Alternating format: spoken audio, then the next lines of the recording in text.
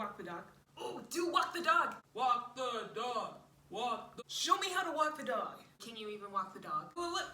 She's gonna do walk the dog. What's up? My name's Ashley, aka Atyoyo Superstar, and today, yes, we are going to learn how to walk the dog. Walk the dog is one of the most popular yo-yo tricks in the entire world, and if you learn how to walk the dog, someone's either gonna ask you to show it to them or teach it to them. Almost guaranteed. It's actually a joke in the yo-yo community, can you even walk the dog? Because we've learned so many more complicated tricks and still people will ask us to walk the dog. But that should be encouraging to you because it shows that even beginners can learn how to walk the dog. So let's learn one of the most popular tricks in the world, walk the dog right now. Today, once again, I am using the Rebrand yo-yo. I'm using it because it is plastic and responsive, so it really helps when you're doing a trick like this. However, you can use an unresponsive yo-yo. Just know that if you're using an unresponsive, more professional metal yo-yo, you will scratch it up if you're not on a soft surface when you're learning walk the dog because you're touching the ground. So I wouldn't recommend using a metal yo-yo on a hard surface or concrete or anything like that. So definitely recommend plastic or a soft surface. At this point, you should know how to throw a yo-yo and throw a sleeper. You're gonna need both of those for this trick. So again, a sleeper is just throwing the yo-yo down so it's spinning and it's not returning to your hand until you call it back up.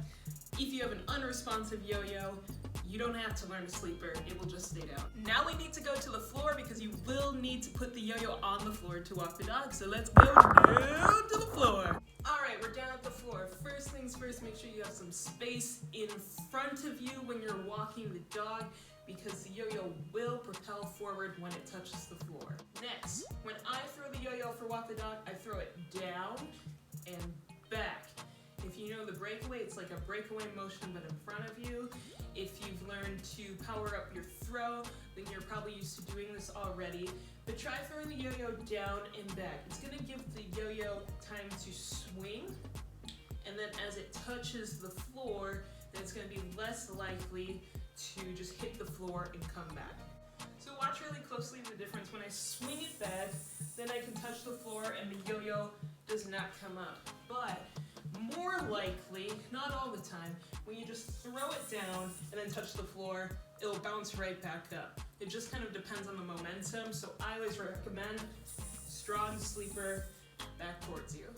Okay, now the fun part. You're going to rock the yo-yo back, and then as it's coming forward, right when it swings forward, you're going to touch it to the floor. Now you'll see, when you do touch the yo-yo to the floor, it's just gonna move on its own. You don't even need to walk with it. But to create that illusion, you're gonna wanna walk with it so it doesn't just return to your hand right away and it travels a bit. All right, so I'm gonna open the door for this one. We're gonna walk right out of this bedroom. So standing here, I'm gonna rock the yo-yo back, touch it to the floor, and then walk right on out. If you wanna walk slower, just let it die a little bit as it's coming forward.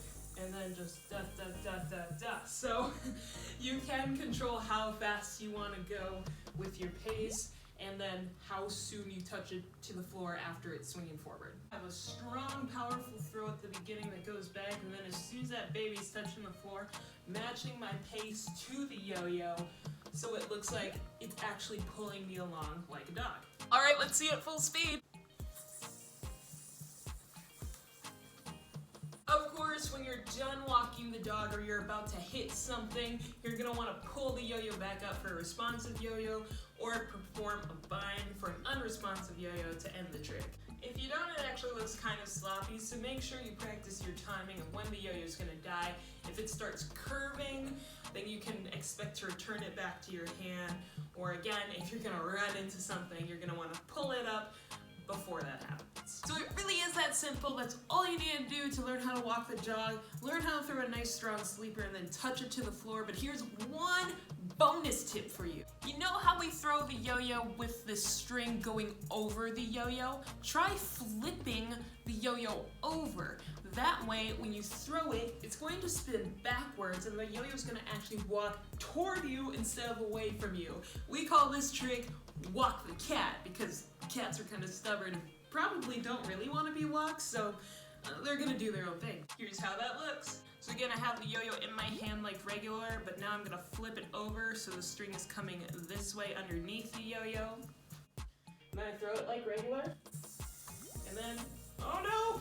The cat's coming at me! But you know, we love cats, and some aren't stubborn, they just march to the beat of their own drum.